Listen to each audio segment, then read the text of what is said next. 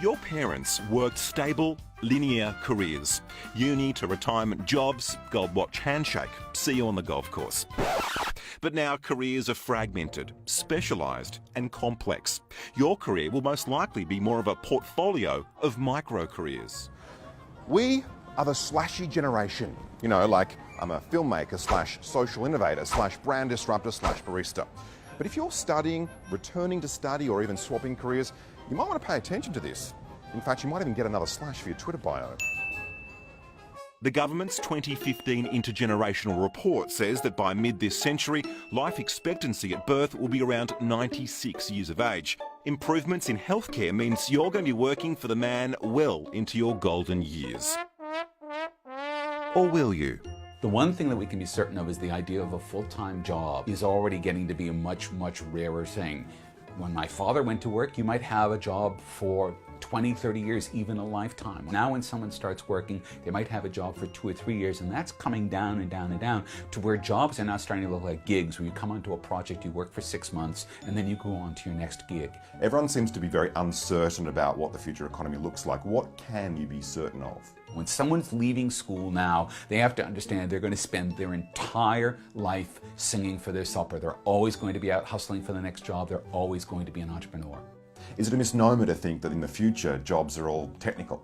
If a job can be automated away, it's going to be. Think about it, there are no secretaries in the universe anymore, and when I was born, the world was all secretaries. Those jobs went away because of word processors and email, and people have phones and they carry them everywhere. And so in the same way, many of the jobs we think of as being absolutely commonplace today, they're going to get wiped out. Look at the cashiers in supermarkets. Look at bank tellers. Every one of these things, they keep on going. We barely even notice that we're interacting with robots these days, but that's what's happening when you walk up to an ATM. One US consultancy dreamt up a list of 20 jobs of the future. Here are some of the best ones. Productivity counsellors, kind of like a career counsellor with tracking technologies to help you improve your output. Personal digital curators, kind of like a social guru to manage your ever-evolving and ever-important online personality and career. Corporate disorganisers to shuffle hierarchies in companies to create startup cultures and organised chaos. Crowdfunding specialists to help you engineer your campaign for revenue success, and lastly, a digital detox therapist for when your personal digital curator has signed you up to too many social media platforms.